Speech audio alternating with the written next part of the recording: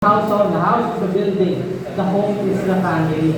No? Yung relationship doon sa loob ng bahay. So, yes po. So, unang point natin is foundation. No? So, foundation, yan. Foundation. Ano ba dapat yung foundation pagdating sa God's beautiful plan? Una, no? Bakit kailangan merong disenyo? Bakit yung design matters sa family? Bakit importante na may pagkakaiba ang asawang lalaki at ang asawang babae? No? Bakit hindi pwedeng parehas sila, no? Ng pagkakagawa ng Panginoon? Hindi. Makikita natin yan mamaya. So, una is yan, harmony and fulfillment. God's design is about how we are built to function. No? It isn't about rules. Hindi siya about sa rules na binuo doon sa family, no, but it is about kung ano yung function natin, kung saan best nagpa-function yung bawat isa. So magkakaroon ng harmony and fulfillment pag nagkakaroon ng function, best functioning about isa. Sunod po ay the blueprint. Ano yung blueprint? Pag sinabi natin blueprint, ito yung sinusundan natin. Pag nagbubuo ka ng bahay, diba, ito yung sinusundan. So ano yung blueprint? Kailangan His plans align perfectly with the unique creation of men and women. No, naka-align yung family o yung relationship, no, naka-align kung paano tayo kinain ng Panginoon. Ito yung mga pag-aaralan natin, ha? So, sunod is the training ground. No? Ano yung training ground? The home is where love is first learned, practice, and perfected. So, love is learned and practiced in the home. So, ang pinaka-main training ground, no, bago natin matutunang magmahal sa labas, is sa bahay muna. No? Sa unang relationship muna natin, kung paano natin pakitunguhan ng ating asawa, no? Paano natin pakitunguhan ng ating family, that's our training ground para may apply natin yung true love. Saan? Pagdating sa ating mga ministries, pagdating sa ating trabaho, pagdating sa ating mga school, na may apply natin yan if we are trained properly sa ating training ground sa house. So yan po yung ating introduction, which is the foundation. So pag-focus muna tayo sa ano yung sa asawa po ng lalaki, no, sa husband. So yung point natin sa asawa ng lalaki is husband, yan. Pag sinabi natin sacrificial love, ano yung pinapatungan dyan na Christ-like standard. No? Ibig sabihin, hindi love lang, sacrificial love. Ibig sabihin, Christ-like standard, yung pag-ibig natin. Ano ba yung ginawa ni Kristo? No? Ano ba yung klaseng pag-ibig na ginawa ni Kristo? So, yun yung kailangan maging example natin. Ano yan? Sacrificial leadership, sabi sa Ephesians 5:25, husbands, love your wife as Christ loved the church and gave himself up for her. No? Yan yung pagiging Christ-like na love. No? Love the church, he gave himself for her. Ano yung sabihin ng gave himself for her? No? Si Jesus Christ, naalala nyo, kaya tayo nagkaroon ng kaligtasan because he sacrificed himself. He died on the cross for our own sake. In our relationship, in our husband and wife, as husband, we are willing to die, we are willing to sacrifice ourselves for our wife. No? Hindi yung pagka nagkaroon ng barilan sa labas, yung asawa mo yung gagawin mong palangga. Diba? Hindi. No, we are willing to sacrifice ourselves for our wife. Willing tayo mamatay for them. Not just yung life natin, hindi lang life, no? Pati yung ating emotion. We are willing to sacrifice our entertainment, no? Yung mga bagay na nai-enjoy natin, we are willing to sacrifice that for our wife. Next po, mamaya meron tayong applications sa natin pwedeng gamitin yan. Yan. Gentleness. No? Avoid harshness. No? Ano sabi dyan? Avoid harshness live with soft heart. Sabi sa Colossians 3:19, husbands, love your wife and do not harsh with them. No? So, pag ipapakita tayo ng pag-ibig sa ating asawa, no, hindi tayo nagiging harsh. Alam natin na sa panahon ngayon, no, hindi lang ang harshness ay yung physical eh. Di ba? May harsh na physical na sinasaktan yung kanilang asawang babae. Yan, hindi. Even sa words. Kung paano natin kausapin yung ating asawa, no? Merong time na harsh tayo magsalita sa asawa natin. Minsan, no? Nasabihan natin na hindi maganda, nagagalit tayo by words. That's harshness sa iyong asawa. We are blessed because nandito tayo sa Pilipinas at we are free yung ating bansa, yung mga babae. Pero try nung pumunta sa mga Muslim countries. No? Yung mga asawa nila, walang pwedeng gawin hanggat hindi sinasabi ng asawang lalaki. No? So sa kanila, limited pwedeng gawin ng asawang babae. No? And ang sabi nga nung namatay na Iranian na leader, ang babae doon sa kanila ay parang cow. No? Parang hayop lang. No? So, ganun yung level ng pagtingin ng mga ng society, even sa ibang bansa, no, na medyo free, may mga ganun pa rin level. So, at tayo, as Christian, ano sinasabi sa atin ng salita ng Panginoon? We have to be gentle. No? Avoid harshness sa ating mga asawa. Honor and understanding. No? Sabi dyan, live with her in ways that show you value her as a co-heir. Sabi sa 1 Peter 3:7, likewise, husband, live with your wife in an understanding way, showing honor to the woman as the weaker vessels, since they are the heir with you of the grace of life, so that your prayers may not be hindered. So, tandaan natin, no, we have to honor and understand yung ating mga wife. Ito yung sinasabi ni Jim Fernando sa kanyang book, no, na tayo as man, no, hindi pwedeng tratuhin natin yung ating asawa na mas mababa sa atin. Hindi. Kailangan pantay. We honor them. Bakit? Sabi dito, no, so binasa natin kanina, because showing honor to the woman as the weaker vessel, since they are heir with you of grace of life. They are heir, no, of you with the grace of life. Kasama natin sila sa biyaya ng Panginoon. Kasama din sila. So we have to treat them as equal sa atin. Though alam natin may differences tayo as husband and wife, may mga kanya-kanyang roles, sabi ko kanina may kanya-kanyang design sa atin, but we have to honor and understand them. Ano yung see truth? Women's strength, no, ano yung see truth? Women are deeply strengthened by consistent love and affection. Kaya bakit most of sa Ephesians 5, pag binasa natin, ang laging sinasabi, the husband love your wife. Bakit? Kasi women are strengthened by consistent love and affection. So yun yung design ang women, no? That we men should show love, show affection. So ang tendency kasi natin as man, no, as mga lalaki, dahil medyo tingin natin tayo ay masculinity na mindset, di ba, ayaw maging medyo malambing sa aking asawa, di ba, parang ganyan, na parang medyo, sabi nila na may mga laging sumisikat sa Facebook na parang bading. No, hindi, no? Ang katotohanan sinasabi ng salita ng Panginoon, pagdating sa pag-ibig is we have to show it, no? Because yung women, they are strengthened by love and affection. So, kailangan ipakita natin. Kailangan gawin natin. I-show natin. Hindi pwede sasabihin lang natin, I love you. Yun na yun? Di ba? Hindi. Kailangan may action. Di ba? Mayroon tayong ginagawa. Hindi lang action na mag-aaralan natin yung next na chapter natin medyo exciting. Yung title niya is May ano ba dito?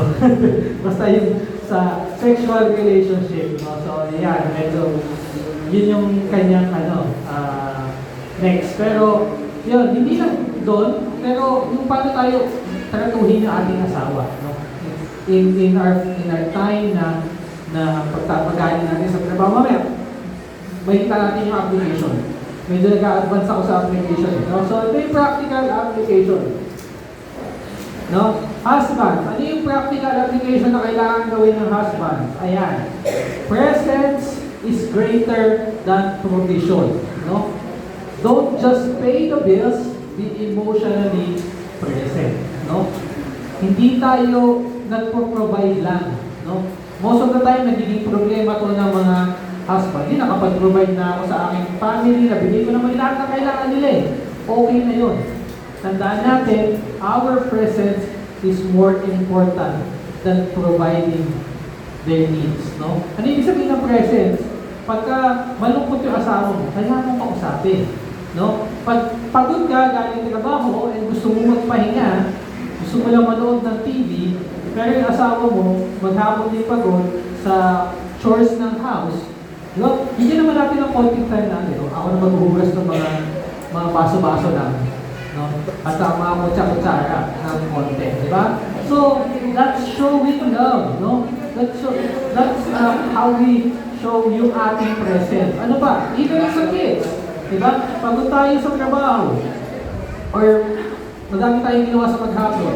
Diba? Pagdating natin sa bahay, yung anak natin nagtatanong, gusto maipaglaro, gustong magpakita lang ng drawing nila. Ang tendency natin na, mamaya na, pagod ako eh. No, hindi. Presence is always more important than provision. So, kailangan yung presence natin nandun. No? Kahit na nakakairita, nakakapagod, ito yung design sa atin ng Panginoon. Ipakita yung love natin by being there for them. Ano pa? Choose connection. No? Choose connection. Prioritizing, talking, and listening over personal hobbies or resets. Ako, tendency ko yan. No? Pag pagod na ako, ginagawa ko, pupunta ako sa kwarto, higa ako sa higaan, mag-mobile legends ako. So, yun yung nagiging resort ko. No? Gagaro ko mobile legends. Wala akong PC. Pero dati noon, PC games nilalaro ko, hindi na uubos yung oras to. No, pero ngayon yung nagiging resort ko. Pero ano yung sabi dito? No, choose connection. No, when we are tired, we have to prioritize to listening. Naalala ko si Archer, may hindi siyang mag-Lego. Kaya binibilang ko siya ng mga Lego, yung blocks. Lego, yung binubuo. Binibilang ko siya lagi nun pag meron akong mga nakikita mura, binibilang ko siya. Kasi hindi siya magbuo. Tapos every time na ganun, may time siya naggagawa ng ganyan. Tapos ako, busy ako, may ginagawa ako. Minsan hindi siya nakapansin. Dati, look at this. Minsan hindi mo na napapriority. Hindi na natin nabibigyan ng time. Tapos minsan, ganun na lang, hindi mo napansin, wait lang, gagawin na siya, diba? Tapos tatalikod na siya. Tapos yung isip ko na sayang yung time na nakikipag-communicate dapat ako sa kanya or tinuturuan ko siya kung paano gawin yung mga bagay na yun, di ba? So, that's an example of listening, giving time. Especially sa asawa din natin. Ganun din, may time din na hindi tayo nakikinig. No? Nakipag-usap sa ating asawa natin, so ginagawa tayo.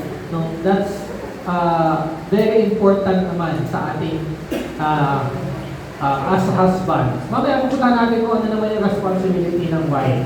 No, pero ito muna tayo, pag-usapan natin kung ano yung dapat ginagawa na ina-apply ng mga husband. Yan. Lead with humility. No? The true leadership serves and it doesn't control. No? Yung totoong leadership in a family leads. No, hindi, dahil ako yung husband, ako yung head of the family, uusap ko lang lahat. Uusap ko yung asawa ko na gawin to, gawin ganyan. Ako yung hari, ako yung lalaki. Hindi. No? True leadership serves. We serve. No, even tayo yung head of the family, we serve the family. Not just provision, no, present, and magkaroon ng humility. It doesn't control. No, hindi natin kukontrolin ang ating family na, hindi, ganito kasi ang gusto kong gawin ganito gusto kong gawin. Hindi. No, kailangan para ma-apply natin yung totoong pag-ibig na sinasabi ng salita ng Panginoon. Magkaroon tayo ng humility and mag-serve tayo, being a leader. Tayo yung mag-serve. So, yan yung application sa lalaki. So, punta naman tayo doon sa ano naman ang design para sa babae. No? So, yan. Why respectful honor? No? Yan yung sinasabi sa Ephesians. No? Biblical submission, a willing choice rooted in love. Sabi sa Ephesians 5:22, wives submit to your own husbands as to the Lord. So, yun yung binibilin ng salita ng Panginoon naman sa asawang babae. You have to submit to your own husband. It is God's design para sa asawang babae na mag-submit sa kanyang asawang lalaki. Ano pa? Power of respect. Respect. No? Win your husband over through respect and pure conduct. No, sabi sa 1 Peter 3:1-2, likewise, wives, be subject to your own husbands, so that even if some do not obey the word, they may be won without a word by the conduct of their wives. Then they see your respectful and pure conduct. So, ano yung sabihin? Ito yung request ng salita ng Panginoon sa mga babae, asawang babae. You have to respect your husband. Bakit? Even kahit yung husband mo ay mananampalataya. Ano sabi niyan? Baka sakaling pagsunod at pag-respect mo sa iyong asawa, makakilala yung asawa mong hindi mananampalataya. So, ito yung pinibili ng Panginoon sa asawang babae. You have to respect. Alam natin, pag-usapan natin last time, bakit respect? Ang tendency kasi na asawang babae is you already love your family, you already love your husband. No? But the tendency kasi is to disrespect yung mga asawang lalaki. So, ito yung sinasabi ni Paul, no, na kailangan as a wife, you have to respect your husband. Fitting in the Lord, no? Ano sinasabi? Fitting in the Lord. It is an act of worship to God, not a sign of inferiority. When you are respecting your husband, it is a sign of worshiping God. No, hindi. Dahil nire-respect mo yung asawa mo, hindi mas inferior ako kasi kailangan mo respetuhin, kailangan mo sundin, kailangan mo mag-submit. Hindi. You are obeying. You are worshiping what God has designed for the woman to do. Diba? So, may agree ba? Parang hindi naman. Diba? Hindi yung sinasabi na salita ng Panginoon eh, diba? So, kahit ayaw natin, wala tayong magagawa. Wala tayong magagawa. We have to obey what is the Bible saying, what is the Word of God is saying. So, may katotohanan yan. The key truth is, men are strengthened by respect. No? Men are deeply strengthened by genuine respect. So, as men, no, pagka nire-respeto tayo ng asawa natin, they are submitting to us, no, mas napipil namin, no, mas napipil ng lalaki yung pagmamahal ng asawa, no, kesa yung sasabihin ng asawa na mahal ka niya, pero walang respeto sa iyo, no, mas hindi yun yung parang hindi ramdam ng asawang lalaki yung parang hindi naman talaga ako man yan kasi daw niya yung respeto. Walang obedience, walang pagsunod, lagi akong kinokontra, lagi akong sinisigawan, may tinatamaan. No? So, kailangan po makita yung totoong pag-ibig ng asawa sa iniwang ng guidelines ng salita ng Panginoon, which is to respect your husband. No? So, yun yung iniwan. Ano yung practical na application nito para sa mga babae? No?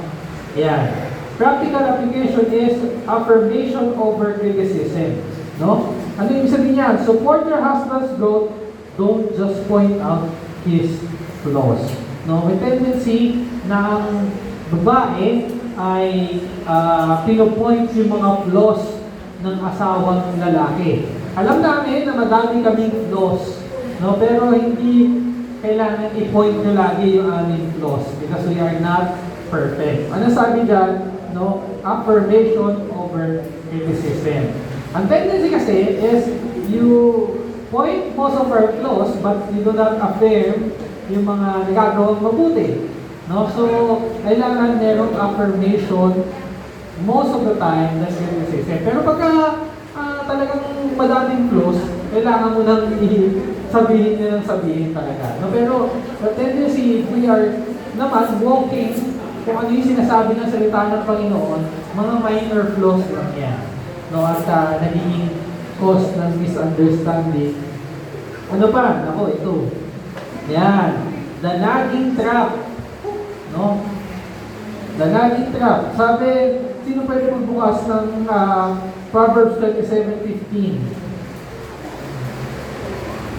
Yan. Proverbs 27:15. Hindi ko siya na-list. Sino pwede magbasa? Kung nandiyan na kayo pabasa.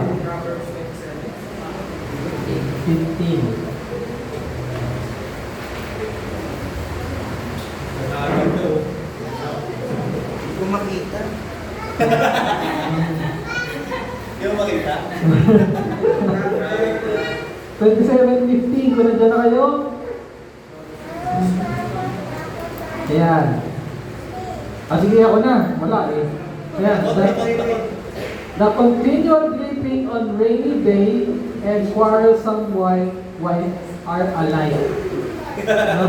Ano yung sabihin? The continual dripping on a rainy day, yung tuloy-tuloy na pagbagsak ng ulan, and a quarrelsome wife are alike. No? So, nagging, ayan, ano yung sabihin? Yung pagnanag natin, yung pagnanag ng wife sa asawang lalaki, ay parang ulan na walang tigil. Ano ba yung Tagalog? Pamasa po. Nakakaya mo.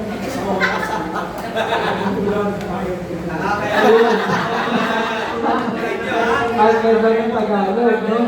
Nakakalimot at asawang magsalita, no? Na parang ulan na walang tigil. So, alam naman po natin na nangyayari talaga to sa relationship.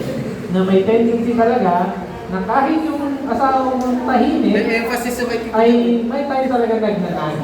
No?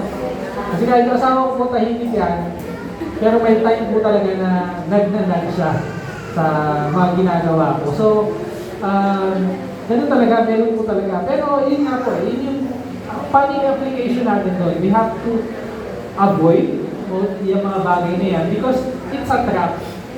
Yung sabihin ng trap, no, it can cause friction in a relationship, it can cause na away, it can cause na being disrespectful sa iyong asawa, no? So, kailangan iwasan itong mga bagay na to. Ano ba? Yung sunod po is graceful communication, no? So, speak with respect even when you disagree. Most of the time, when you disagree, dinidisrespect mo na yung iyong asawa, no? Hindi dapat ganon, no? Pwede mong sabihin ng mahinahon.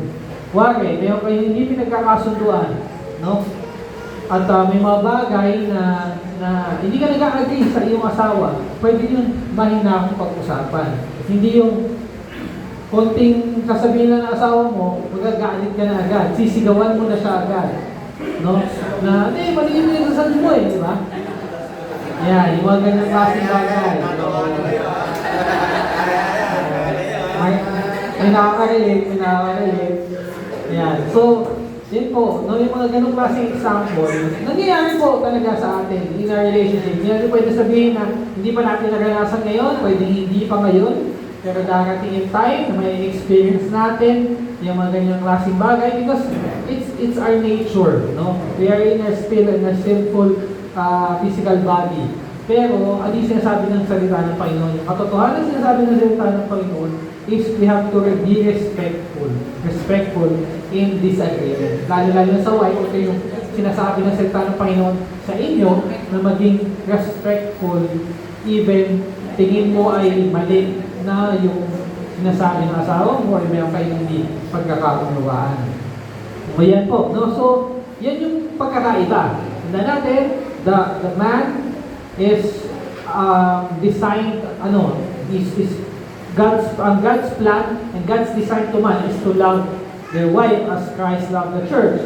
And God's design for women is to respect their husband. So, next po ay, yan, root of conflict. Ano yung tendency, ano yung nagiging root ng conflict? Na main root ng conflict sa mag-asawa, no, na lagi nating na-experience.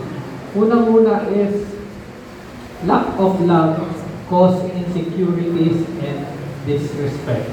Sa asawang lalaki, if you lack love sa iyong asawang babae, ano yan? Causes insecurities and disrespect. Doon natin maipapakita, pag hindi natin maipapakita yung pagmamahal natin sa ating asawang babae, nagkakaroon sila ng insecurities. No? And kaya nila nadi-disrespect yung kanilang asawang lalaki. No? Tendency, the root of the conflict most of the time is us men not showing yung ating pag-ibig sa ating asawang babae. No? Kaya most of the time, they're disrespecting us because wala may ginagawa. We provide to them, we give provision, pero yung connection wala. Yung affection wala. No? Yung pagsasabi ng mahal mo yung asawa mo, wala. So, anong isipin ng asawa mo ba? No? May insecure siya, and isipin niya lang, hindi naman ako mahal sa asawa ko, why will I respect him? Ano ba? Lack of respect cause defeat and withdrawal. Because naman sa lack of respect ng babae sa asawang lalaki, yung lalaki naman, no, hindi naman ako nirespeto ng asawa ko no? So, ano gagawin yung tendency ng asawang lalaki? So, maghanap ako ng mag-respeto sa akin. That's the root of conflict. Umiikot lang. Diba? Umiikot lang siya.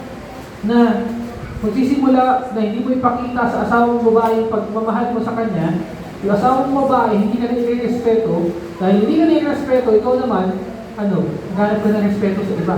So it's spinning lang. But the root of the conflict is always us, not showing love and not doing what God is designed. Kung hindi nagpapakita ng love ang asawa mong lalaki, and you still respecting him, and obeying what the Bible is saying, may kita mo Sabi nga binasa natin kanina sa 1 Peter, di ba?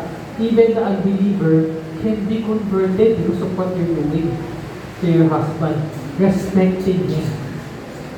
So, hindi pwedeng isa lang pwede naman isa lang, yung isa mananampatay babae, but still, it's very important na merong unity.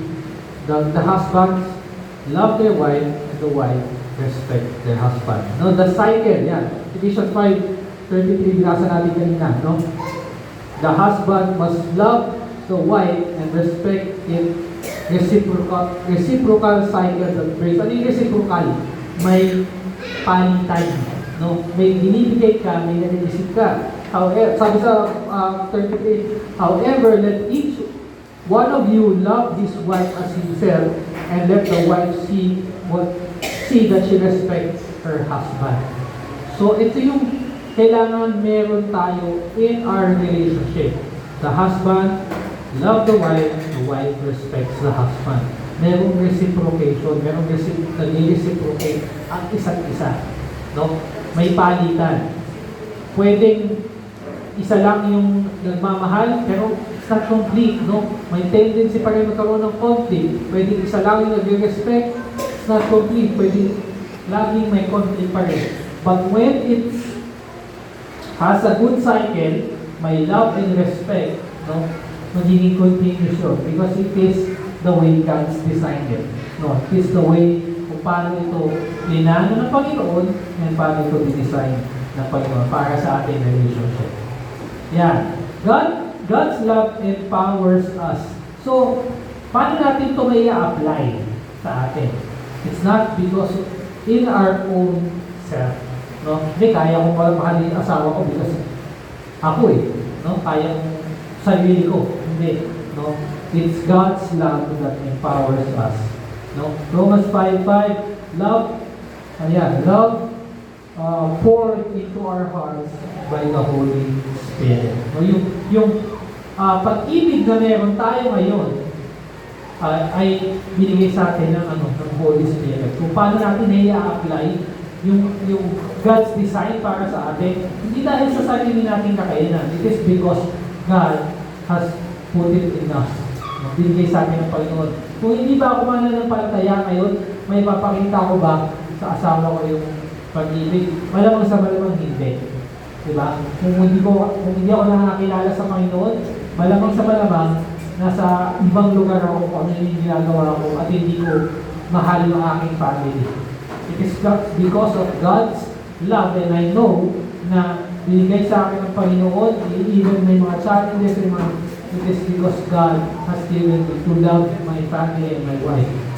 So, ganun din naman sa wife, no? Kaya ako nire-respect ng aking asawa because God has given her, no, yung respect na kailangan ibigay niya sa akin. Ganun din, no? Hindi natin matututunan itong mga bagay na ito kung hindi gagawin ng Panginoon to empower us. Ayan. Beyond feeling, no? Pag sinabing beyond feeling, no, hindi lang nararamdaman natin. Tendency kasi, mahal ko yung asawa ko dahil nararamdaman ko. Hindi. It should be beyond feeling. Christ not compels us to act when our own strength fails. No? Even in trials, even in mga pagsubok na pinagdadaanan natin, even yung strength natin na fail, we still show love.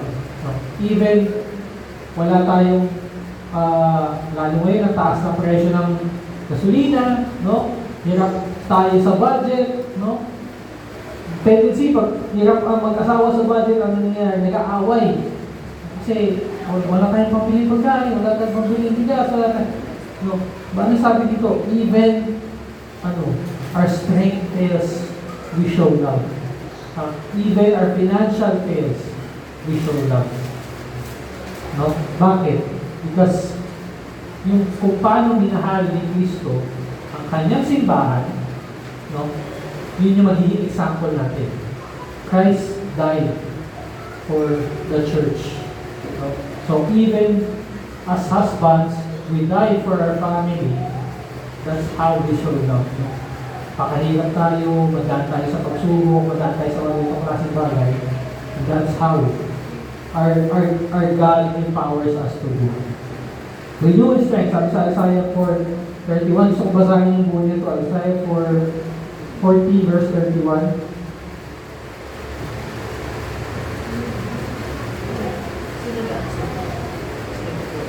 It's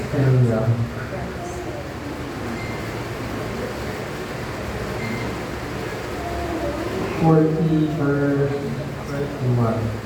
Sabi dyan,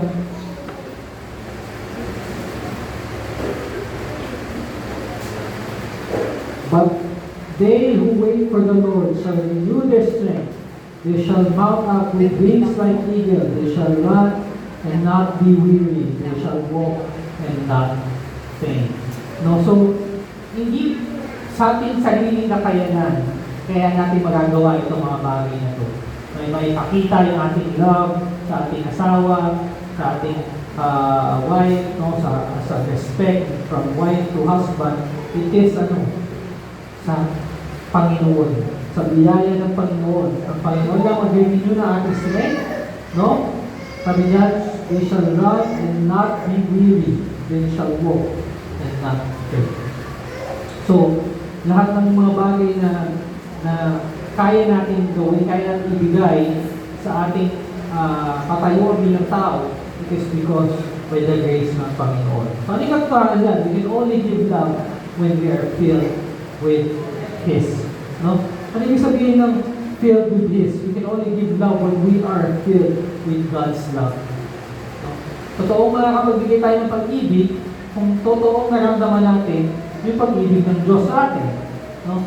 Hindi natin mapakita yung totoong pagmamahal. Yung totoo naman, laging inaano sa akin, paano brother NJ yung mga nagbibigay sa charity, wala ba talaga silang totoong pag-ibig, no? Nagbibigay sila ng kahit ma-deliver sila, nagpo-provide sila. Tandaan natin, the true love is the greatest example of true love is Jesus Christ. No? Kung paano siya namatay for us, for the church, no? Sacrifice life. Tingin mo yung tao na nagbibigay sa charity, willing siyang mamatay to save someone. No? And that is the family is built. Husbands are willing to die for his wife. No? And wife, ingatan sa kanila is to respect ng kanyang husband. So this is the truth. No? We can only give love when we are filled with His love or God's love. No? So, yan. Paano natin restore yung flow ng ating relationship? No? Sabi ko kanina, we are not perfect. May time at time darating sa buhay natin na encounter natin yung mga trials, yung imperfection ng relationship. So, paano natin gagawin yan? Confession. Sabi sa 1 John 1:7, so, nandiyan na po kayo, umuunahan niyo ko. Pabasa na lang.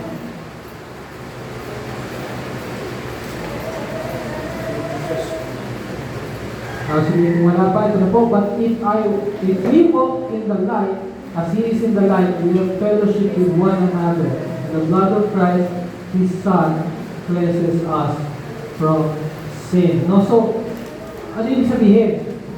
Mga ba, hindi nasa ko. 1 John 1, pataka. Yan, ano yung sabihin? Why this is important? But why this is very important pagdating sa ating relationship? No, honesty with God brings cleansing. No? Ano yung sabihin? In our relationship, kailangan maging tapat tayo sa ating relationship. Maging totoo tayo. Ano yung mga pinagdadaanan natin? Most of the time, I don't know, na-experience nyo pa rin ito, mayroon pa rin kayong mga tinatago sa asawa nyo na hindi nyo pa rin masabi, no, ng mga pagsubok or pero paano ma-restore yung flow ng relationship? Mayroong honesty sa inyong relationship. Sasabihin mo yung totoo. Ito yung experience na nakikil ko, ito yung naranasan ko, ito yung meron akong depression, ganyan, sasabihin mo sa asawa mo. Because you are one. Di ba? Pinagsama kayo ng Panginoon para mag-isa. To help each other, to build each other spiritually. So, kailangan merong confession, merong honesty. No? Ano ba? Forgiveness. No? Forgiveness, past wound and unforgiveness block the flow of love in a marriage. Tandaan natin, we cannot forgive yung ating asawa sa nangyari sa nakaraan or even sa current, sa mga bagay na nangyari, hindi natin mapatawad ng ating asawa, ay it blocks the flow of love in a relationship. Bakit? Anong tendency? Babalik-balikan mo yung nangyari na yun. No? Babalik-balikan mo, uukatin mo, magkakaaway uli kayo, uukatin mo, hindi ginawa mo sa akin dati, hindi ginawa mo sa akin dati. No? But when there is forgiveness, tandaan natin, no? Magpo-flow yung love sa marriage. No? Hindi sa atin sinabi, kalimutan mo na. But the difference, tandaan na pag-aaralan natin ito, no? The difference in forgiveness and forgetfulness. Naalala nyo, di ba? Pinag-aaralan natin yan. Yung forgiveness is, naalala mo yung past, totoo naman, but you are already forgiven yung past na yun. And hindi mo na babalik, na haalukatin, no? So, ano pa? Next is joy restored. Sabi sa Psalms 51:12,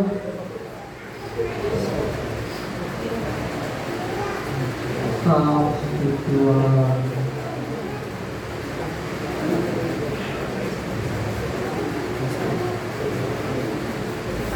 Sabi dyan, restore to me the joy of your salvation and uphold me with a willing spirit. So, ayan, no? Repentance leads to willing spirit and the return of joy. So if you may nakagawa ka ng hindi maganda, may argument kayo ng asawa mo, ano yung dapat gawin natin? We repent. We ask for forgiveness. No? Hindi lang sa asawa natin, especially sa Panginoon. Then we talk to our wife, no? Pag-usapan na bakit nare-restore yung joy. Naaayos yung relationship, babalik yung unity, nare-restore yung dapat na flow ng relationship, which is love in your relationship. So, next one is the balance of life is our cross. Bakit importante na we carry our own cross in our relationship? No? The weight of obedience requires daily stretching and sacrifice. Balance isn't easy. It requires stretching and daily sacrifice. Ano natin, the love sa relationship, sa family, it is being practiced. It is being stretched daily. Kaya nga, ang family is a training ground because you're stretching it every day. No? Hindi yung pasensya natin, kailangan natin i-stretch pa. No? Yung sacrifices natin, kailangan natin i-stretch pa every day. No? We are carrying our own cross. Ano pa yung sunod? The priorities. Una is God. Second, family. Then, work or ministry. No? The tendency kasi, ang nangyayari is ministry or God, ministry, then family. No? Hindi. Kailangan mauna ang Panginoon, then our families, then we can apply it to our ministry. No? Kasi this is our training ground, our family. This is how we show our love. Paano natin i-apply yung pag-ibig natin sa labas kung hindi natin i-apply yung pag-ibig natin sa loob ng tahanan? So, paano natin tuturuan yung labas kung hindi natin natuturuan yung ating tahanan? So, kailangan may apply mo na yun. Ano pa? Biblical wisdom. No? Sabi sa Deuteronomy 24:5, sample lang po, Deuteronomy 24:5.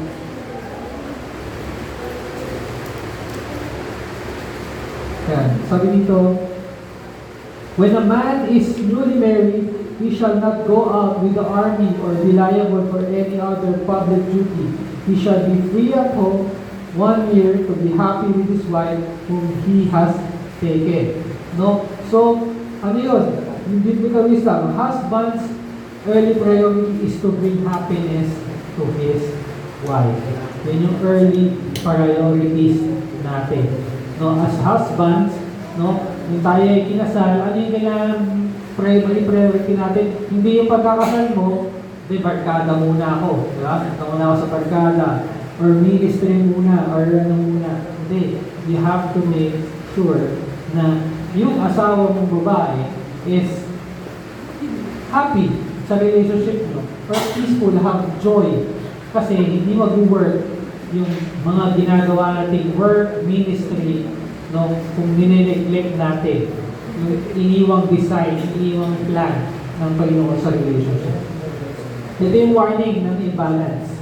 No? Warning of imbalance. Yan. Ministry, work, yan, trap. Ano ibig sabihin ng ministry and work trap? Yung danger ng mga ganitong bagay. Neglecting your family to serve in the ministry or excel at work is actually disobedience. No? Ano ibig sabihin? We are prioritizing our ministries. Kaya most of the time, ina-add ko na lang yung work kasi ito ay para sa mga Christian leaders. Pero it's also applicable sa ating mga nagtatrabaho. Most of the time, we are prioritizing yung ating work, no, more than our family. So, it is disobedience sa salita ng Panginoon. Ano pa? Maganda example is Nehemiah, balance work and home needs. Bakit? Ano po ba yung story ni Nehemiah? Naalala niyo yung story ni Nehemiah, he's building the Jerusalem wall. No? Pero ano yung ginawa niya? Nag-send siya ng letter, ay nanghingi siya ng letter sa king para humingi ng woods dun sa forest. May lumber man dun sa forest at nanghingi siya ng woods. At yung wood na yun, anong isa niya ginamit? Ginamit niya sa wall ng Jerusalem, pero ginamit din niya sa wall ng kanyang bahay.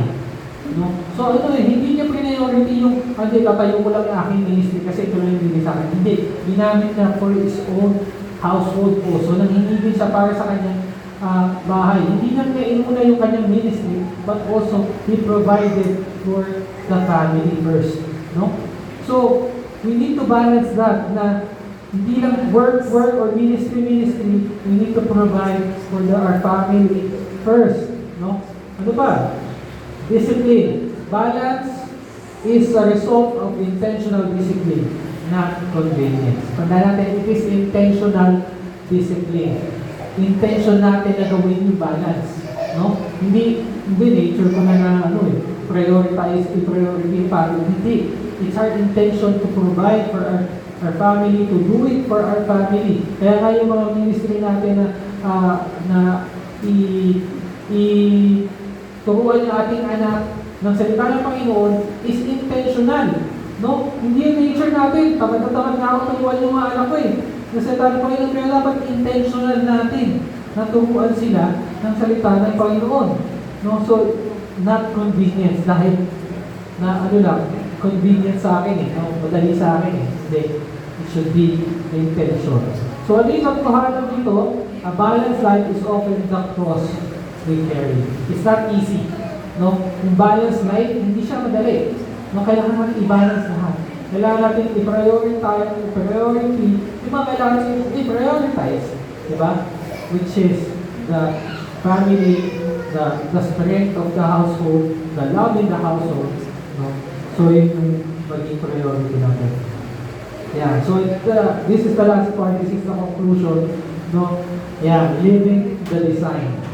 How can we live kung ano yung dinesign sa atin ng Panginoon? Una, follow the role, love, and respect. No, our tendency is not to follow these roles. No?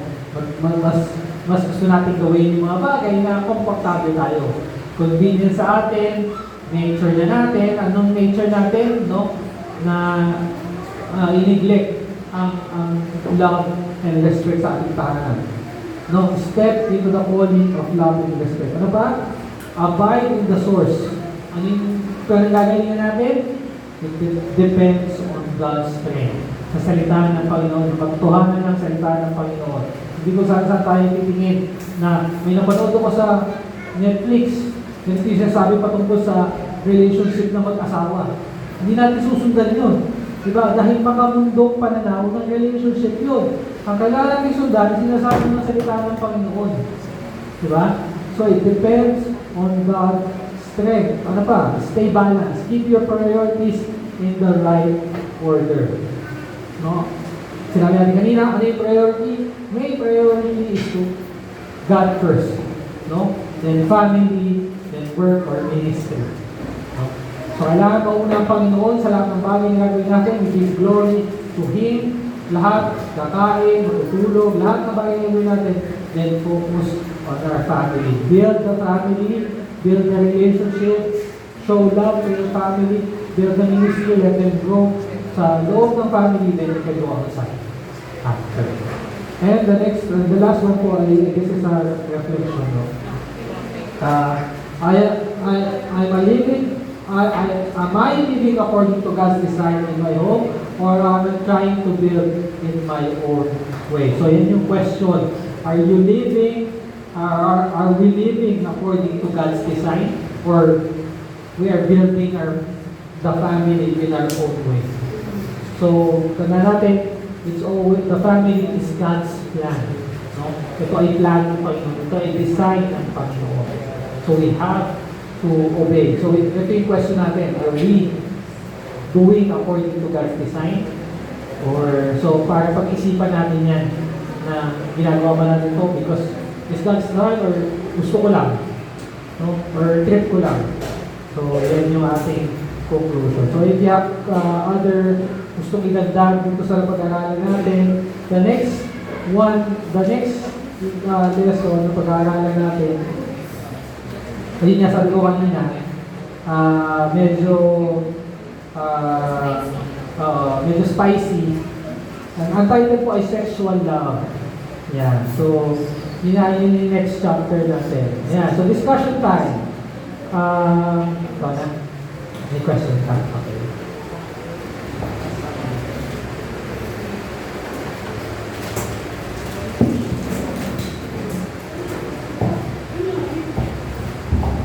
Okay.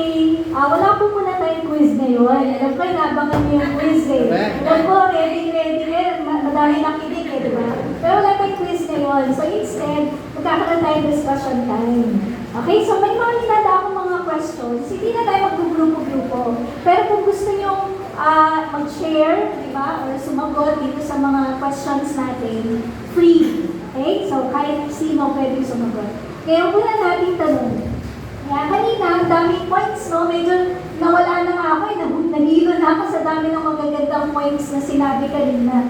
Pero, dun sa mga points na yun, ano masasabi ninyo? May mga points ba doon na sumasang-ayon kayo? May mga points ba na parang ang hirap tanggapin? May mga points ba na parang hindi ako sumasang-ayon? Ano sa palagay nyo?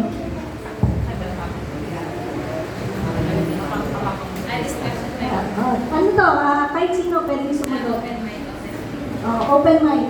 Ano masasabi ninyo? Anong tingin ninyo sa mga points kanina? Medyo mahirap bang i-absorb? Mahirap bang tanggapin ang katotohanan? Ganyan. Sino? Sino gusto magsimula? Hindi natin, isa mo na. Siguro po yung additional, si Body Baba may siyang sinulat, Family as a Shepherd. Sabi niya dito, the character of the church and of the state depends on the character of the family. If religion dies out in the family, it cannot elsewhere be maintained. Kung papansinin po ninyo, yung sinabi kanina sa unang point na presence over provision, mahalaga sa isang pamilya na kung ano yung character daw ng isang iglesia, kung ano yung character ng states ngayon, nakadepende kung paano pinalalaki ng isang Krisyanong pamilya yung kanilang mga pamilya. Kaya kung namamatay daw, yung perspective ng pamilya ngayon, kung patay yung relihiyon sa loob ng pamilya, ganun din yung magiging epekto sa iglesia, ganun din ang epekto sa states. So ibig sabihin po, nag-a-agree ako doon na yung presensya napaka-importante, lalo na kapag ikaw ay tatay. Kasi if you're a tatay, you are a shepherd of your family.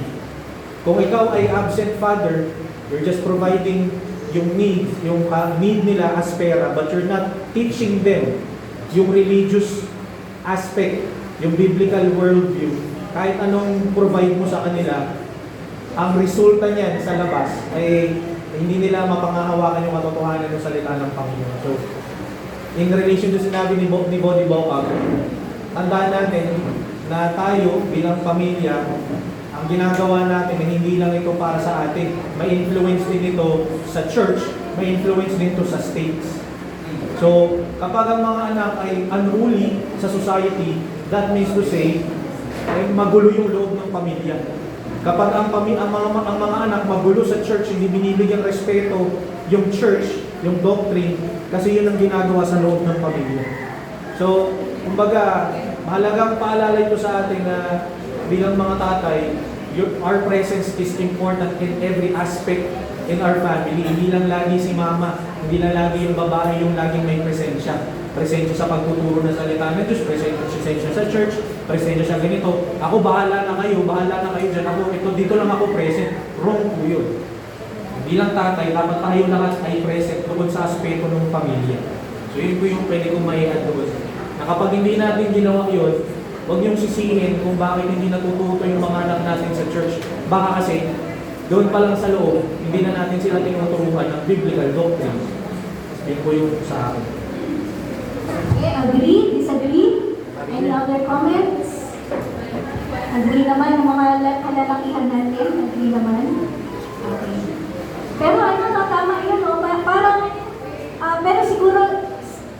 karamihan sa atin, ganun yung kinalakihan. No? Parang bago itong mga naririnig natin ngayon kasi baka yung kinalakihan natin, hindi ganito. Talaga namang absent ang mga magulang na lalaki. Most of the time, di ba? Sila lang yung parang nagpo-provide. Usually, hindi kasama sa dumarating na lang, pagkakain na, tapos manonood ng TV, matutulog na, so hindi na makikita. So, parang totoo nga yun. No? Any other inputs, comments? Question lang. Pero ano ewan ko kung related ba sa church natin. Pero ano yung ma-advise natin? Kunwari, kung yung tatay, ang trabaho is doktor, talagang sabi natin, consume talaga yung oras kailangan niya sa opisina, or sabi natin sundalo, or security guard, na talaga yung time nila is nandun kailangan sa work. Ano yung pwede nating may tulong or may advice sa mga ganung cases na work? Ako sasagot. Kahit sino? Sino gusto sumagot? Bukod kay Ed. Kay Pastor Ed. Paano daw kapag yung mga talagang on-call, yung mga tatay, yung mga doktor, yung mga police, security guard, talagang walang oras para sa pamilya. Paano daw yun? Ano magandang advice para sa kanila?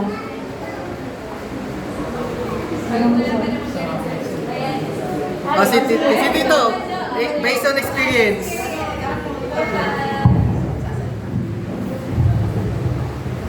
Sa profession ko kasi yun ang naging problema yung time.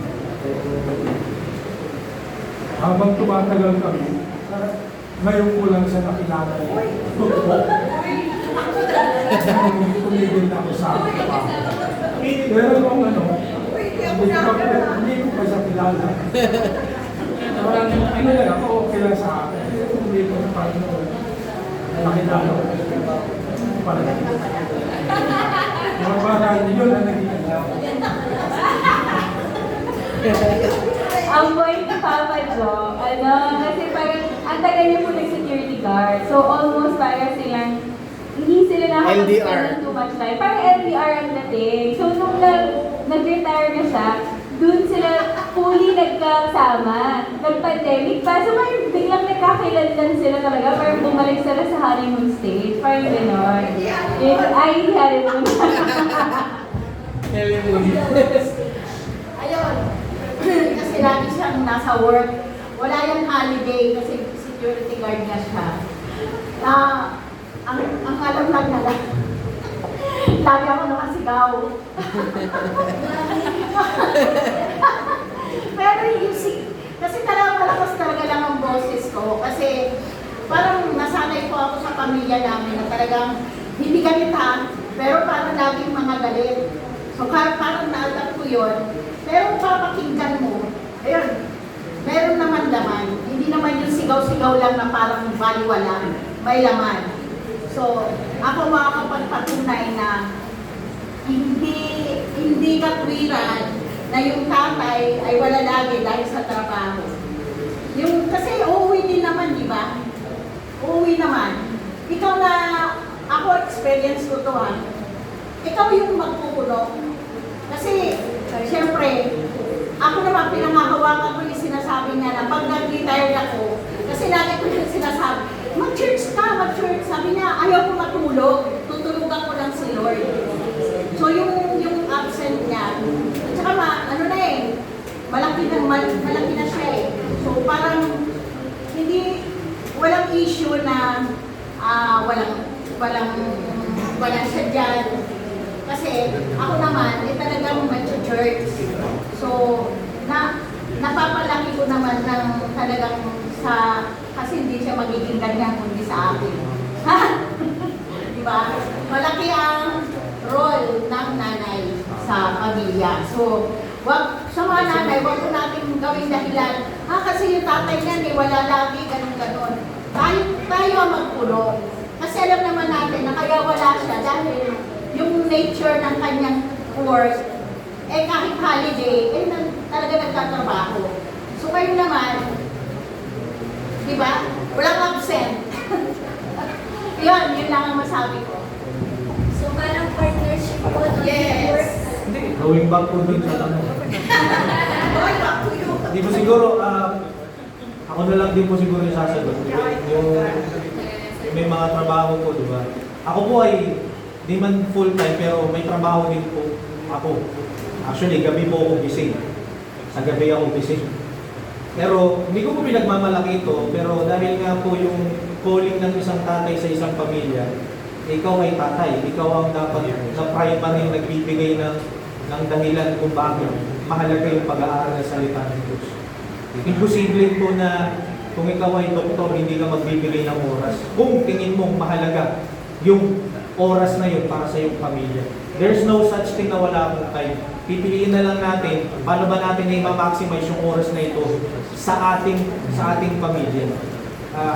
Kaya kahit doktor ka, pulis ka man, I do believe kahit pulis ka, meron kang 15 minutes na manatili sa bahay. 15 minutes sa pananatili sa bahay, pwede nyo nang gamitin dun sa mga anak mo na magturo kayo ng, kaya nga po may katekismo. Yung katekism na yun, it's a simple question and answer na mabilis para sa pamilya. Simple as that na consistent, I believe gagamitin po yun ng Panginoon para mag-grow po yung kaisipan ng mga anak natin sa truth ng salita ng Panginoon. So, I believe po kahit anong klaseng profession natin, minsan nag-excuse na lang tayo mga tatay, excuse na lang natin pagod ako or what. Pero kung nakikita natin na mahalaga, parang ganito po bigyan ko po yung halimbawa.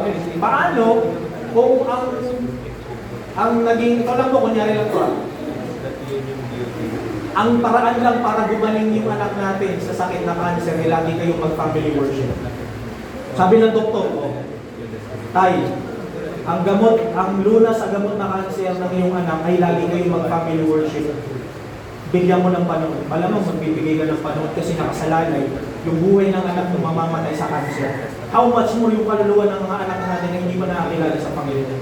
There is an urgency na dapat lang natin gawin. Bakit hindi natin pinaprioritize? Kasi we think that our day, okay naman, may church naman kami. Yung pastor na lang yung bahala magturo ng gospel. Yung mga kasama, wala pong masama doon. Pero ang ginagawa natin, we're putting that primarily responsibility doon sa mga pastor, sa mga preacher na instead na dapat ikaw bilang tatay. You should be a theologian in your home. Hindi natin dapat tinatalikuran niya na ikaw ay theologian sa iyong tahanan. You should know basic understanding kung bakit namatay si Jesus. Mahalaga po yung mga bagay na hindi mo yan ibibigay lang sa labas ng iyong pamilya. Kaya po, nangyayari, anong resulta sa mga anak natin? Magugulat tayo, pinaprioritize natin nila primarily yung kanilang itsura, yung kanilang katayuan. Bakit naging ganun yung primarily na reason? Baka kasi sa pamilya natin, hindi natin binibigyan ng time na mahalaga ang pag-aaral, mahalaga ang pananalangin, magsasama-sama. So baka po maging maingat po tayo doon na baka kaya nagiging ganun yung Hindi ko po sinasabi na perfect na mangyayari ito. No? Hindi ko po sinasabi na perfect ko pong nagagawa. Hindi ko po sinasabi. Pero ito po ay mandato ng isang pamilya, ng isang tatay sa kanyang mga anak. Na dapat yun ang gagawin without any excuse. Siguro kami alam po, kapag walang time, maximize yung whatever is given. I-prioritize yung quality over quantity. So I think yun kagaya sinabi niya, walang excuse. Kapag may isang araw ka na day off, yes, tulog mo, sa ibang oras, di ka naman siguro 24 hours matutulog. Diba? So I think, making excuses na I'm just busy, you're just making an excuse. Hindi mo lang talaga nakikita yung importance ng kasi meron din, may mga kasana ng mga doktor, may mga kasana ng mga police, di ba? Na nabibigyan pa rin nila ng time. I think yung konsepto lang talaga kasi na pag police ako, pag doktor ako, ito yung calling ko. Hindi ko calling maging tatay, calling yun ng pastor para turuan yung pamilya ko. I think yun yung maling konsepto na maaaring nag-hinder na magawa natin yung dapat natin gawin. Diba? Sa church nyo lang dapat aralin yan. Sa bahay natin, ito tayo, bonding lang tayo. Manonood lang tayo ng Netflix, pero hindi natin ipa-prioritize yung word. Yeah, so I think yun yung humihinder. Hindi talaga yung time, hindi talaga yung trabaho or anything. So siguro yung sagot dun sa tanong mo dyan, gumawa ng time. At hindi lang time, quality time. So hindi naman kailangan maraming oras, pero makalidad na panahon para sa mga pamilya at mga anak. So, pero pa bang gusto sumagot? Or gusto magtanong bago tayo pumunta sa pangalawang question? Meron pa? Okay, next.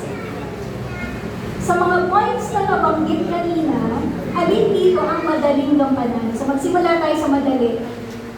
May mga naalala ba kayo kanina? Yung mga points na binigay sa tatay, sa lalaki, may binigay sa babae. Alin doon yung tingin ninyo madali? Easy yan. Kaya kong gawin yan. In fact, ginagawa ko yan ngayon. Sino gusto mag-share? Ay, alam ko ito yung madali. Ang hirap sagutin. Meron ba? Yung wala na daw ba yung points? Communication. Sandali. Sa mga lalaki, naalala ko sacrificial love. Diba? Yung being present rather than just providing. Gentleness. Sa mga babae naman, yung hindi maging lover. Respectful. Kung ano yung naalala nyo, meron bang madali kong gawin? Gentleness. Hindi ko ito akala ko yung madali na question. Kasi may question pa tayo mamaya. So ano pala yung mahirap? Wala madali. Mahirap pala, no? Pero ano yun eh? Ano yung title mo kanina, Dani? God's design, di ba? Plan. God's plan. Okay. So yun ang realization ko. Personally. Di ba wala palang madali? Lahat pala yung mahirap. Kasi yung next na question ko, ano naman yung mahirap gawin? Sundin. Lahat. Wala. Kung pipili kayo ng isa, ano yung pinakamahirap sa tingin ninyo? Sa sitwasyon ninyo ngayon? Ano yung pinakamahirap gawin, sundin, gampanan? Lalaki muna. Presence. Para sa akin, presence. Kasi lagi kami kasama sa work from home or hybrid. Pero minsan yung mag-feel niya is wala ako. Dahil nga siya nung mga bagay-bagay, trabaho, minsan MBA.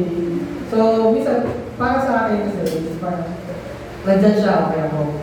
Pero yung iba kasi yung talagang, yung ipaparamdam mo sa kanya nandiyan ka, iba naman. So, yun yung mahirap kasi minsan, parang okay, nandiyan ka, nandito ako sa tabi mo, pero siya parang, wala lang, dito na lang, Kasi ano, Steve. ayun, physically present, but mentally absent. Akala mo, ano kayo kasi kanina work from home eh. Akala mo presence yung madali, no? Pero hindi pala kasi hindi lang pala yung physically present ang hinahanap ng partner, kundi yung talagang present ka sa buhay niya, na parang makikinig ka sa kanya, kakausapin mo, ganyan. Sino ba?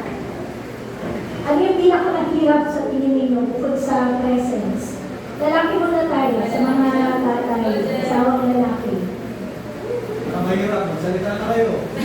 Kasi nga mahirap para maintindihan kayo ng partner na mahirap tayo sa kanya. Ay, sa papa, patay tayo. Ang mahirap, besto na.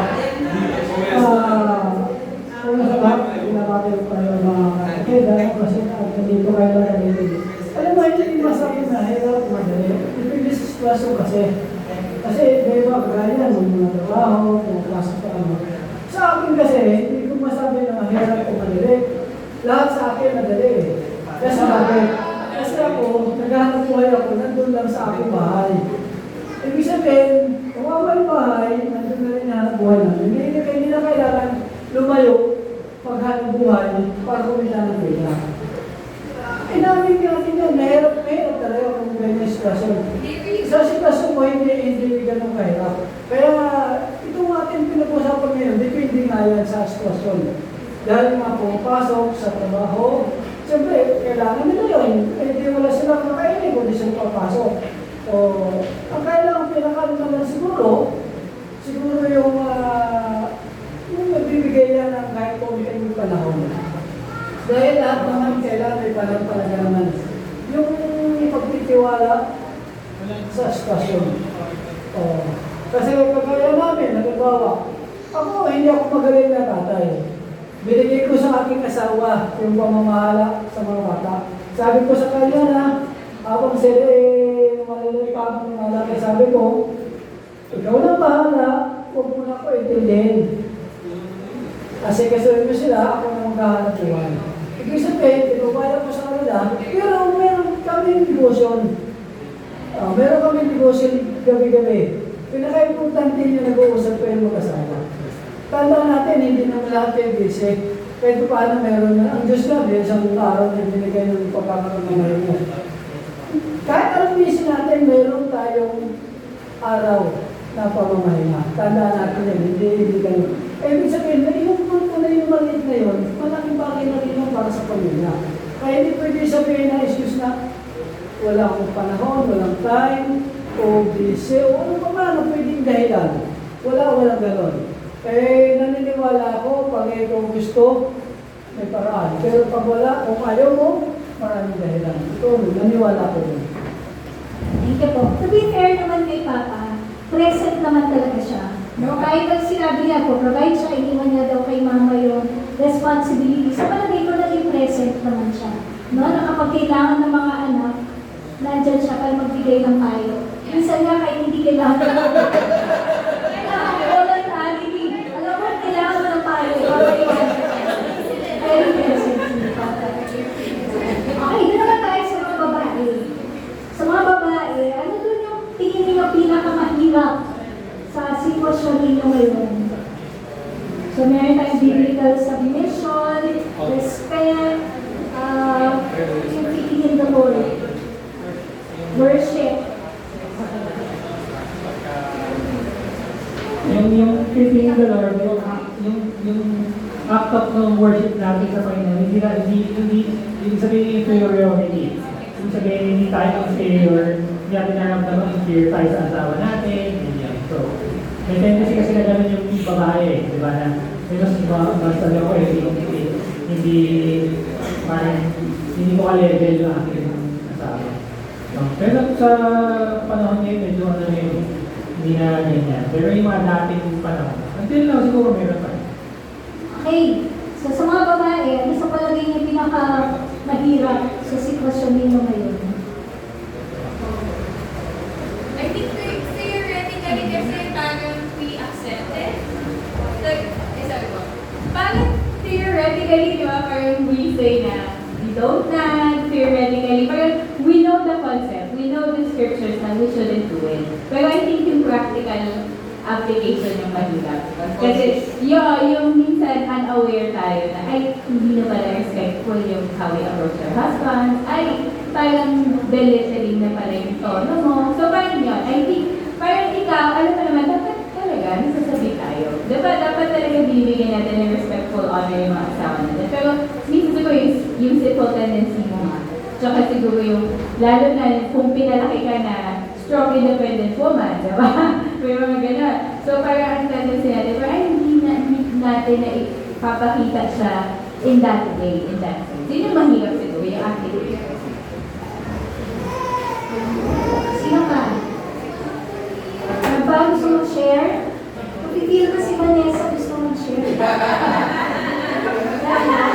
Okay lang naman. Kung May sinasabi siya, huwag daw maging number.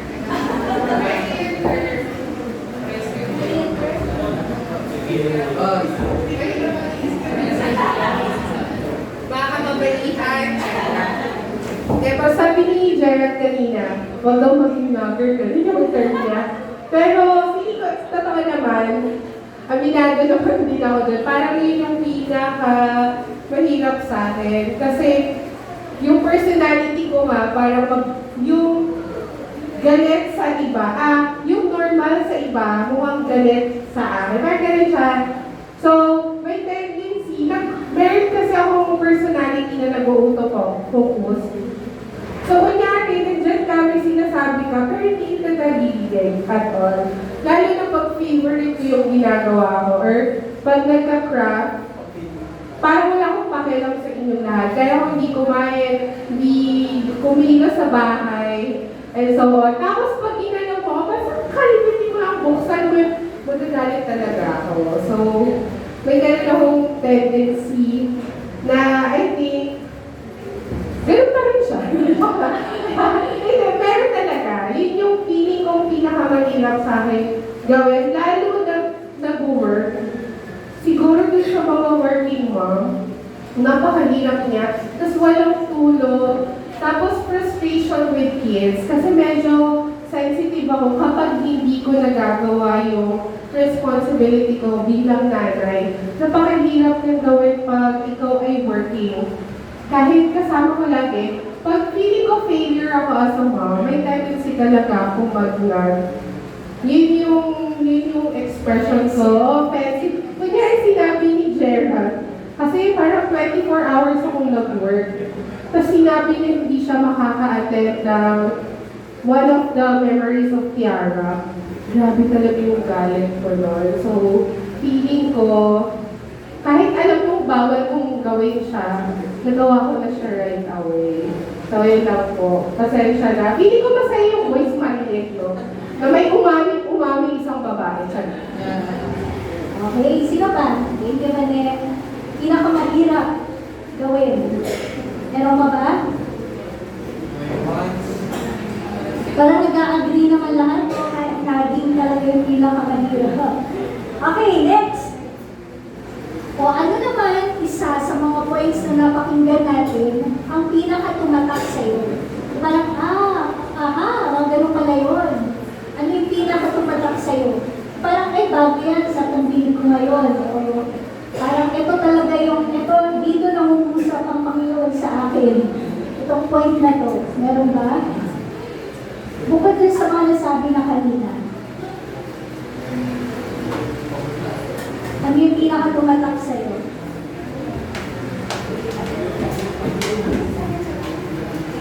Wala?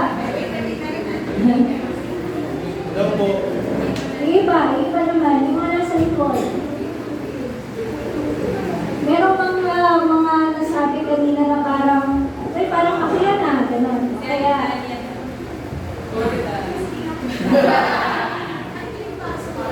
wala? Go, share something. Go guys! Wanna share? No. Go, Sophie. Sophie's gonna share. Question is, The main points that you remember. yeah, the key thing that's stuck in your mind. Anything new that you have heard today. Sige, baka mamaya. Or meron bang ibang gusto sumagot? Ano may sasabihin?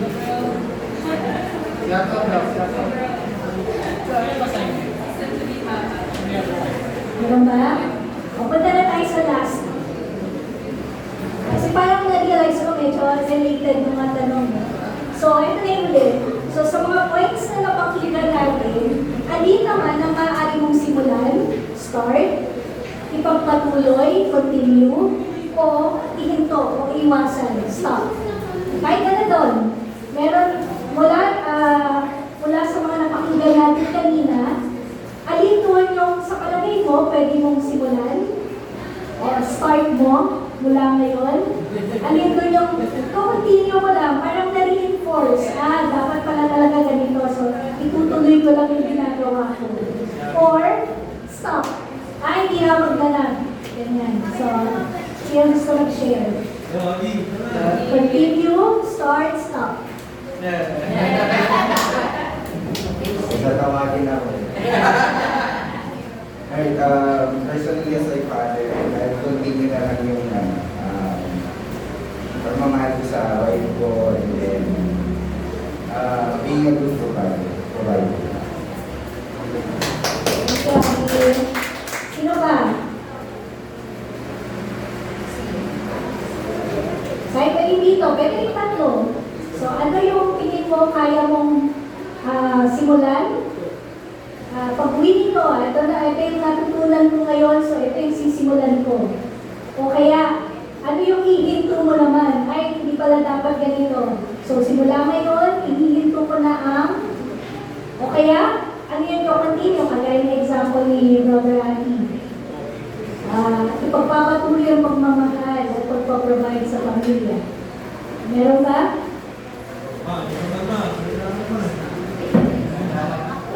Malapit ba ako? Ito pa yata. Malapit tayo. Antok na ba? Last question na. Ako sila Marvin doon sa Sino gusto? Nahiya ka kung lumapit. Baka magalit sa akin, open.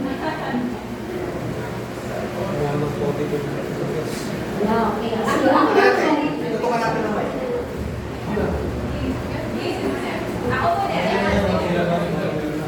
Ako muna.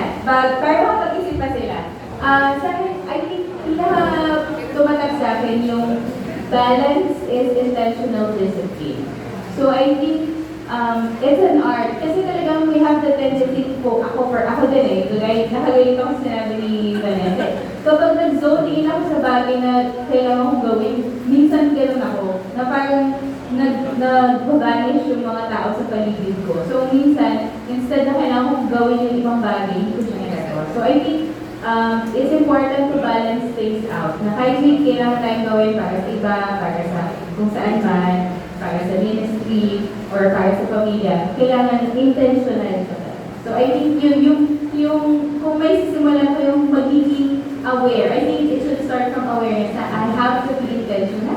I have na, talagang kailangan mag-isipin ko na, teka, wait lang, ano ba, nagiging super ito na ba yung ginagawa ko, nakalimutan ko tong isang part ng buhay ko. So I think yun po, parang nakakatuwa na maisip na pwede pala natin siyang i-balance. Hindi naman pala kailangan nasa-set aside yung isang bagay para sa isang bagay. So I think proper management pala siya. So I think yun yung parang nakuha ko na I want to apply properly.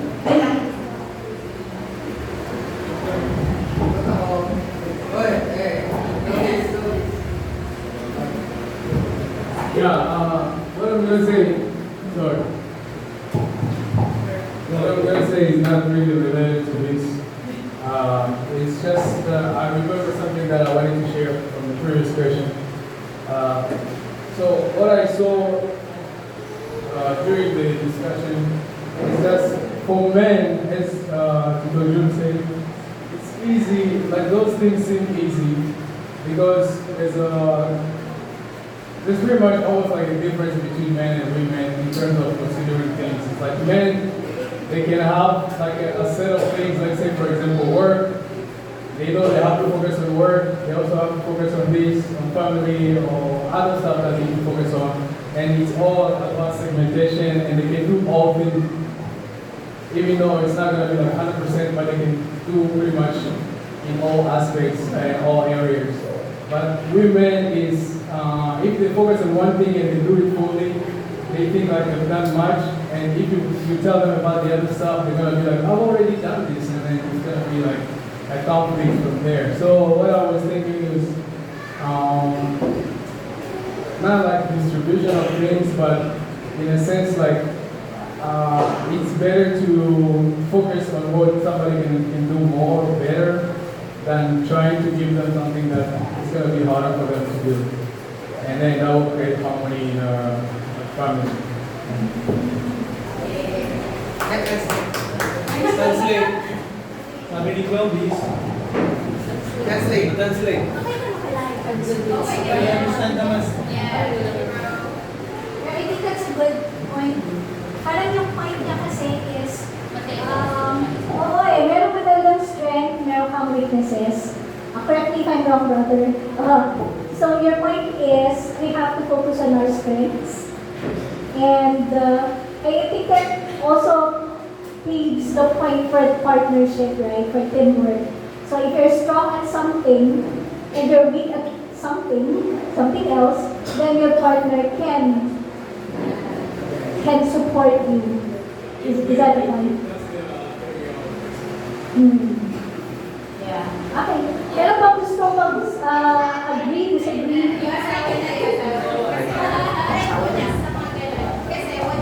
I understand sa sinasabi niya, and I also realized, like, as of men, what nakita ko, they can do everything naman, like men, women as well. However, when they don't know is like, I'm really better than this already kasi may nagawa na ako, ko. Pero sa women kasi, limbawa, tingnan mo, when you overwork, for example, nag-work na siya, tapos, nag-work na siya, magaling siya doon, super work, parang she have done everything na for the family because I have overworked. Also, when taking care of, grabe naman, hindi ako na-appreciate. Ako na, nag-alaga sa mga bata.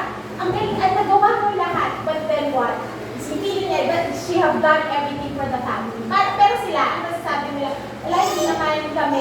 technically, we know how to segment, we know to but then tayo ako kasi parang kapansin ko ganun din, we have done already, we have done a lot of things for the family. Women has that tendency of like, they have sacrificed more for the family because I am better than this, I have done ako ang pinakamagaling na nag-alaga ng bata. Diba? And then we tend to blame. So, parang hindi mo na-appreciate. So, parang feeling mo na, overpower, mas magaling ako sa'yo, or mas, ngayon sa kasi mas marami yung nagawa. So, you tend to disregard also that he's also strong. However, he's not like you sa ganong aspeto. So, parang you have to tone down. Meaning, and that's where yung design na sinasabi, respect the authority, respect the because sometimes, it doesn't mean that you have sacrificed everything for the family. You are the best doon sa family. I'm the best mother, I can do this. And you, that's only what you can do. But he's also doing his best. Providing is not actually, it's also hard. But hindi yun kailangan, hindi naman nila ganun pinipedestal. Kaya lang minsan, pag sobrang dami na kayang gawin ng isang babae, piling nila sila maraming nagagawa for them. So that's what we say. Parang sometimes you really need to appreciate their strength too, and then respect the authority. You have to also be intentional. I really love the word talaga intentional to see the good side of everything. Because pag hindi, feeling mo ikaw lang may nagagawa sa family. So parang yun naman yung gusto na. Hindi ako rin. Yeah, the bitterness. Yes. Yes. Yeah. Yes. Doon na lumalabas. Para pinakompare mo yung work Pero you have focus on your strength. Maybe, you're good naman. It can be that you're good on nurturing, but sometimes you have neglected as well yung pagiging nurturer mo dahil nga magaling ka na rin sa pagtatrabaho. But sometimes you also have to be focus and be intentional. Kaya yung sinasabi na kanina na parang, bakit nawawala na yung physical presence? Yung presence mo? Kasi ang dami nga namin ginagawa. Pag masyado ka maraming ginagawa, you are not medyo nagiging hindi ka ganun na-focus and intentional sa ginagawa because you're scattered. You're so scattered. We want to be the best in everything. But sometimes you have to slow down, tone down which matters most, yung priority. Doon pumapasok yung priority. Kaya siguro ako pinaka-learning ko to na I'm not respectful because when I'm good, I can tend to be like, I'm better because I can do a lot. And you can do only one, but that one that he can do is really good on that. When I compare with what can I do, diba? Parang gano'n nangyayari. Minsan gano'n ang babae. Most of the time, 90%, but I'm not saying everyone, may iba yung 10%, naging aware na. Yung 90, hindi pa. So, ayun. I think two things yung nakuha ko dun sa sinabi ni Tanya. Dalawang C. So, number 1, C, competition. So, kailangan natin isipin, hindi to competition.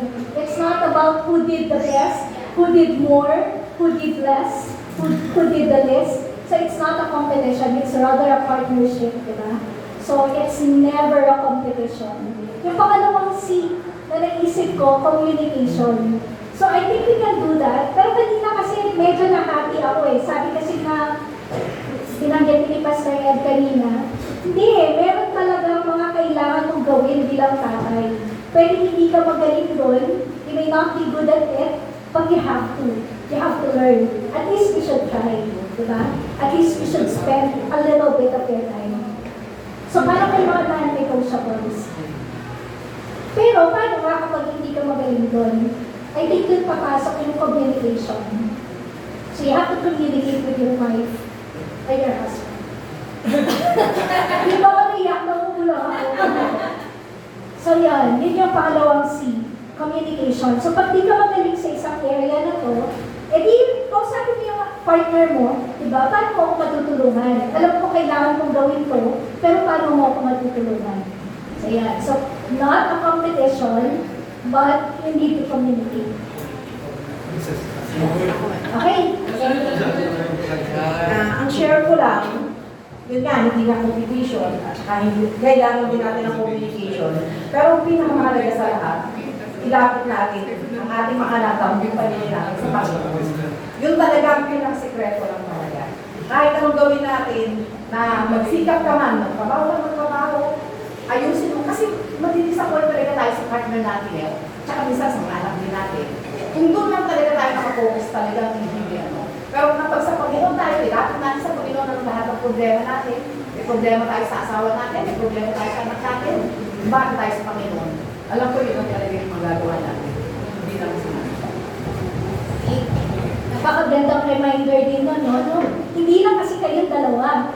So, pwede, dapat din, hindi natin ilalagay yung burden sa balikat lang natin. Meron pala tayong pangatlong ka-partner. Hindi lang kayong dalawang partner. Yung partner natin, ang Panginoon. None less than our Lord. So, magandang reminder. Additional. Okay, tama po yung mga natin na sinabi natin na hindi combination. Pero we have to understand when we go back to the scripture, meron talaga intended design ang Diyos sa lalaki. So, whatever, kung hindi man natin kaya sa ngayon, it doesn't necessarily follow na hindi tayo design para doon. Remember, we are created to lead. Yun ang unang creation, yun ang ginawa kay Adan eh. When God created Adam, ang unang utos sa kanya, magiging representative si Adan ng pagiging hari ng Diyos. So, in such a way, the men are created hindi to be the kings na parang hari-harian na taga-utos, but to govern, to subdue. Yun po yung sinabi sa Genesis. We are called as a men to subdue, to govern the creation, and to govern yung mga nasasakupan natin. So, tama po yung sinabi natin na hindi pa ikipagkompetensya, pero babalik lang po ako dun sa biblical man, kasi dito po kasi nagkakaroon ng problema yung mga churches ngayon kung bakit maraming mga malalambot na mga kalalakihan. Because they forgot that they are created to lead. Tandaan po natin ha, mga kalalakihan, we are created to lead. Yan po ang likha ng Diyos, hindi natin tatanggalin yun. Kapag ipinasa natin yun sa mga asawa nating babae, yes, God will grant yung ganong klaseng sistema, pero the design is the men must lead in everything. So hindi natin dapat i-work, baguhin yun, sinabi yun ng Panginoon sa salita niya. So hindi tayo, yun po yung non-negotiable sa atin bilang mga, in-emphasize ko po ito kasi sa mga lalaki. In-emphasize po ito dahil meron talaga tayong dapat na layunin na gagawin bilang mga patay ng tahanan, bilang mga lalaki. Yun po talaga. Siguro, add ko lang po kasi tama po I think sa lalaki, kailangan meron po kayong awareness na yun yung responsibility nyo. Sa amin naman po mga babae, alam namin na dapat yun yung ginagawa yun, pero hindi namin na-expect na magagawa niyo yung perfectly.